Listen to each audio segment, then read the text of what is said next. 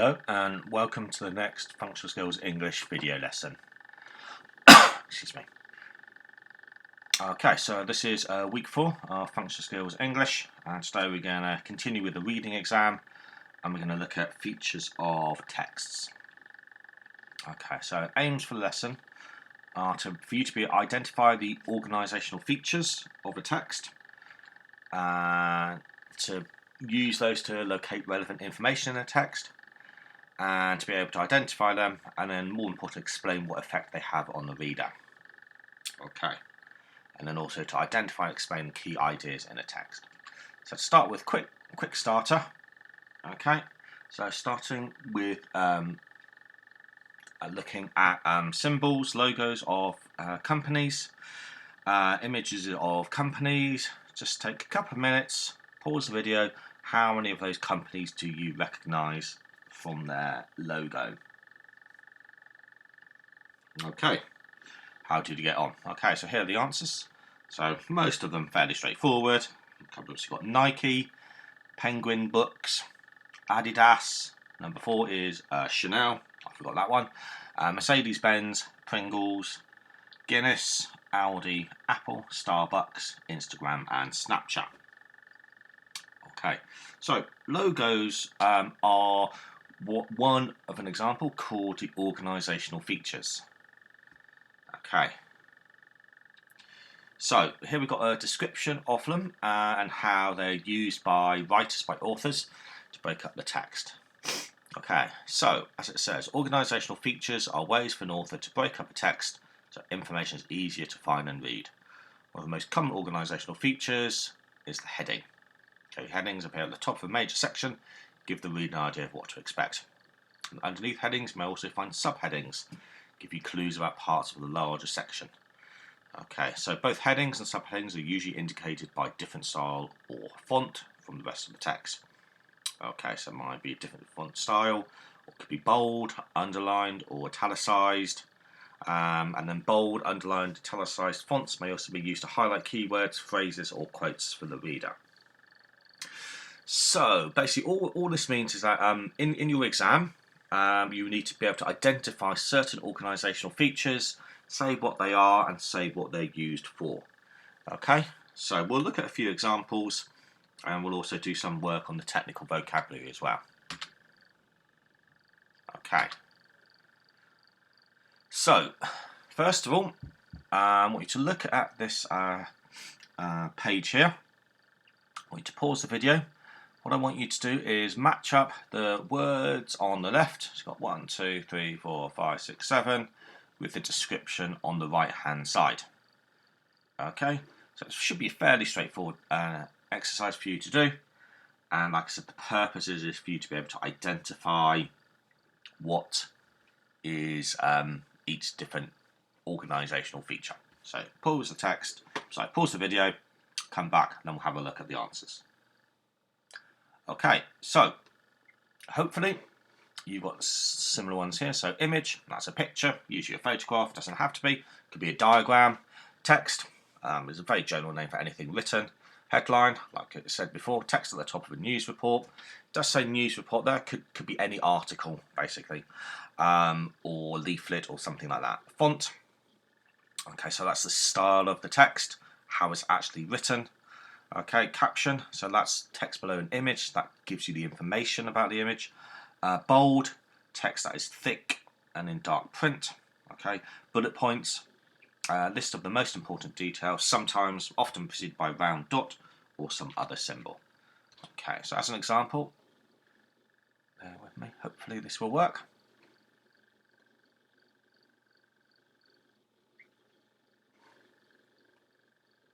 Okay. So I've got an example of a text here. Okay. So what I want you to do is follow that link on the PowerPoint. Okay, and you can have a look at this later. Okay, so what we've got here, lots of different information points which explain why different things are used. Okay, so I want you to pause the video on this one and then just think, every time you see one of those eyes, okay, think, why has that been used? and then we'll talk through together. So like I said, if you want to look at this text on your own computer, you can click on that link, follow that link, otherwise we'll talk through it now. Okay, so not sure if you can see that clearly, but you've got the graph paper in the background. Okay, so that kind of links to the idea that the product is fresh. We thought outside the box and inside it, so that links together. Okay, so this is a play on words. Okay, so the phrase, the idiom to think outside the box means to come up with new ideas, something different. Okay, so again, so play on words there. Okay, also, doesn't say it there, but you've got the red, okay, which stands out, and then the brown, which is reflecting the gravy inside. So you've got the bold red, which is just also links into the colour scheme here, and then the brown inside it as well. Okay, so the penciled notes, okay, so you know it's idea that it's being kind of created as it's going along. bold Bristow Browning, even I can't say it, so that's the use of alliteration. Hope you covered that, so BBB. Again, catch the attention of the reader. The pull and pull back, so again got alliteration here, and also the fact that it's kind of in a separate kind of almost like a text box, even though it's round. Again, just kind of emphasises that a bit more. Okay, some other things.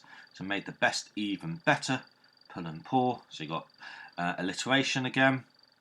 Okay, and also, you know, I've got a little bit of kind of hyperbole or exaggeration. The best even better. Okay, a little bit of a contradiction there. If it's the best, how can it be better? But anyway, it's kind of emphasising that idea. Okay, so we've got a list of 3. Quick opening, effortless pouring, easy seal, freshness. Okay, and again, like we said, you've got the red colour, and it's quite warming, you know, so you've got the link of the red all the way through the text. Okay, so I think that's just a really good example of a how you could analyse an advert, how you can analyse the organisational features in with the language features. So hopefully you can see that it's not one or the other, it's all in together. So not only the language that is used in the text, but also how it's organised. They kind of interlink together to help you kind of understand how it works. Okay, good stuff. So let's go back to the PowerPoint. Okay, so you've got the answers there. Okay, so we've done that together. Okay, what I'm going to want you to do now is there are 3 texts here on the video. So I'll show them in a bit. What I want you to do is to choose, look at the different texts. I want you to kind of think through some of these ideas. So purpose, is why has this poster been made? So that's kind of linking into the idea of purpose of text. Who is the audience for it? Think about the images, maybe anything about the colour, presentational devices, reader reaction. So also you can maybe start thinking about language features. If it's a persuasive text, excuse me, how is it trying to persuade you? If it's an information text, how is it structured to make the information clearer? If it's instructional, etc., etc. Okay. So we're going to look at one together example. Okay, similar to what we've done before. Okay, so you've got the use of bold in the product name there. So Softy, also slightly different font. Okay, so Andrex, Hello Softy, softest ever. That's repeated throughout. Okay, you've got feathers. Okay, so they've got the connotation of softness. Got hyperbole, exaggeration. Our softest ever Andrex. Got image of the product, so the consumer knows what it looks like when they want to buy it. Pale baby blue colour. Okay, so it's quite a gentle colour to reflect the softness of the product. If you think it was like a harsh red, it wouldn't work. You've got a poppy, so you've got the symbol. It's almost like a logo, isn't it, really? In the same way that the Nike swoosh. If you look at that, you think of the Nike brand. You look at a puppy, think of Andrex. Okay, well, maybe people of a certain age. It's also cute as well, so it's kind of that almost emotive language trying to attract the viewers. Okay, so the purpose, obviously, it's an advert. So the purpose is to persuade the readers to buy the product. So you've got the new, use of the word new, different colour there, so the white on blue rather than blue on white, so it stands out again. Okay, so the idea that it's new, it's the softest, so it's like persuasive language, showing you how great this is, and target audience, people who do the shopping. Okay, so what I want you to do, so although that's an advert, the one text here is slightly different. It's got example 1, okay, so there's something about bats, example 2, about wheat bixes, and example 3, about Mexican food, old El Paso. Okay, so what I want you to do is pause the video, okay, and then take maybe 5 minutes per text. Just think of some of the things that, how it's organised, what is the purpose. Remember here, if I just go back, so purpose, audience, and anything about the devices, reader reaction, images, etc. How is it organised? How does it try and attract attention, depending on what sort of text it is. Okay, so like I said, so you can pause the video, example 1, then move on, pause the video again, look at example 2, then move on, pause again, look at example 3. So about 5 minutes per text, right, however long you need, and then come back and we'll talk through it together. Okay, so hopefully you've had enough time now. Okay, so the first one, so purpose of the text. So this is an informational text, so the purpose would be to give you information about bats. Okay, so that's the purpose. So in terms of so how do we know it's an informational text? Okay, so we have lots of facts here, don't we? So for example, we have bats are the animals that can fly. Gives an example where they fly to, what they eat, how far they can travel, etc., etc. Okay, so you've got information about that. You've got a diagram, you've got an image here, and then a diagram at the bottom, which gives you information about how their wing works. You've got a subheading, a caption under the picture, which explains a bit more about the picture. So these spotted bats are flying in opposite directions. Okay, in terms of organisational features, you've got bold, you've got roosts, predators, membrane. Okay, so again, those are keywords. You've also got italics as well. So on the diagram here, the key ideas are in italics for you to remember. Okay, it's also got the Latin word chiriptera. I think that's how you pronounce it. Okay, which helps as well. In terms of colours, I suppose you got flying high in a different font. It's in brown, sort of colour of the bat. You've got them in darkness. Obviously, you know that's when they mostly come out. Also, you know their bats are associated with darkness, aren't they? So in terms of vampires, that sort of thing. And but you also got like lots of little images at the top showing you what they're like. Okay. Okay, so the next one is it's kind of like an advert. I guess you might find it on the back of the box. Okay, so it's kind of, I guess it's trying to persuade you to eat wheat bix. Again, persuade you to buy it and eat it. Okay, so target audience, people doing shopping. I've got to say target audience for this one, people who are interested in bats. Okay, so how does it try and persuade you? Okay, so you've got the picture of the sun. Okay, so you've got a warm yellow sun. So sun has connotation, rising sun, connotations of a new start, a fresh day.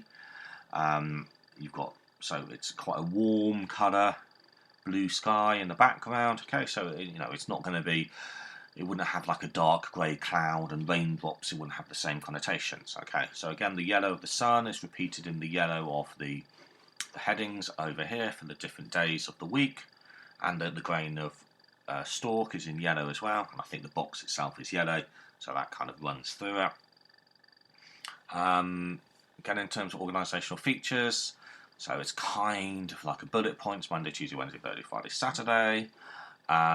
It's got the wheat bix in the font that is used on the packaging, so that's different from the normal font. You've got wheat bix here in bold on the left hand side. So again, it stands out. Wheat bix are a great way. You've got next to each Monday, Tuesday, Wednesday. Okay, you've got, it's almost like an imperative. Serve with warm milk. just as it is. Okay, so it's instructing you to do it. It's got exaggeration, so many ways to enjoy Weet-Bix. You've got facts and statistics over here. 1 serving contains 32% of the recommended daily allowance. Okay, you've got a rhetorical question. Oh, it's actually missing a question mark. Why not try them with fresh raspberries and blackberries for natural sweetness? And it's kind of got a persuasive language, varied and balanced diet, healthy, great way, delicious. So the use of adjectives as well. Okay, good. And the last one. Okay, so quite complicated this one because although this text has two purposes. So it's a persuasive text because it's trying to persuade you to buy these products. But within that, it also has some instructions. So it has some recipes as well. So the left-hand side are the recipes. Kind of the right-hand side is the way of persuading you, trying to get you to buy it. So it's sometimes purpose of text can be a bit complicated to try and establish exactly. But if you look at the organisational features, so obviously you've got the logo at the top, Old El Paso, so you've got the little picture, supposed to be Mexican. I guess, it's got the cactuses, is that the word? Yeah, I think so.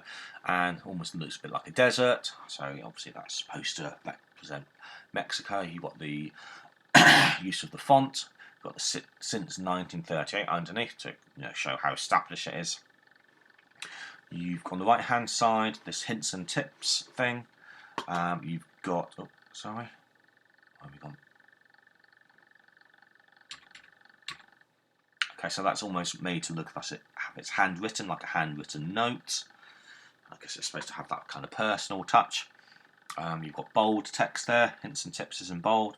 You've got the start of each sentence, make it easier, go veggie, have it your way. Got direct address there. Okay, and then when the description so now you can bring the whole family together. Okay, so there you've got ideas about direct address. You've got adjectives, exaggeration, sensational flavours, Mexican cooking. Okay, delicious, succulent, smooth, dollop. Okay, crunchy, juicy, soft, warm. Okay, so there's lots of adjectives there, lots of describing words to kind of make it sound even more tempting. Kids will love it, so a little bit of emotive language. The idea of bringing the whole family together, so it creates that warm image. Likewise, which is repeated with the picture of the happy family all eating Mexican food together. Mum and dad, 2 cute kids. Again, it's part of that same kind of persuasive technique. Then on the left-hand side, you've got, like I said, you've got the instructions. You've got the recipe. Okay, so you've got the images there of the delicious food. If it actually looks like that, I will be surprised when you finish cooking it. Okay, so you've got the images of the food, the family, cooking at the bottom. Okay, you've got blue, bold, kind of subheadings, sizzle away, warm them up, wrap them up. Okay, so very simple, straightforward. And then you've got the instructions of how to cook it. Again, all done in the imperative, so slice your chicken breast, add a splash of oil, grab the sour cream, etc, etc. Okay, so 3 quite different examples. Hopefully you can see how the instructional features, organisational features mix in with the language features. Okay, next thing I want you to do now is go to Kahoot. Okay, so we're going to have a quick Kahoot. No, we're not. One moment. Okay, so this one.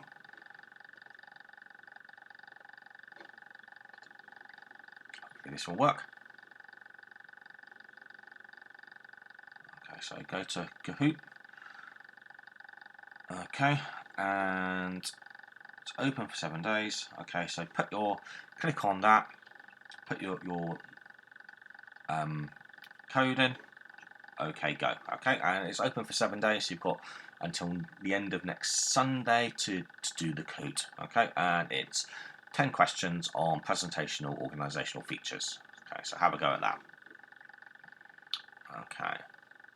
And finally, last thing I want you to do is a little bit of work. Okay, so obviously we've looked at different posters, different types of texts. What I want you to do is now find a poster of your own choice. It says poster here, but it could be any text, any article, you know, maybe something from the back of a food item, whatever it might be. I want you to analyse it and understand its purpose, its audience, how it's organised, the features, use of colours, etc., etc. So we go back to here. Okay, so those are the questions that I will want you to answer, and also put in about maybe if you pick out any language features, use of language, how that also is used to persuade you or help you understand the instructions, the description, etc. Okay, so you've got maybe 30 minutes for this one, for as long as you need. So I want you to find a poster, find a text, article, anything at all, and then write an analysis of it, demonstrating that you understand what these different organisational features are, what's the purpose, who's the audience, how is it organised, what devices are used, what language features, etc. How they all kind of blend in together, just to help you understand how texts work, so you can analyse in the exam more effectively. Okay, so when you finish that, upload that back to your Microsoft Teams, to your teacher, ready for next lesson. Okay, thank you very much and have a good week. Bye-bye.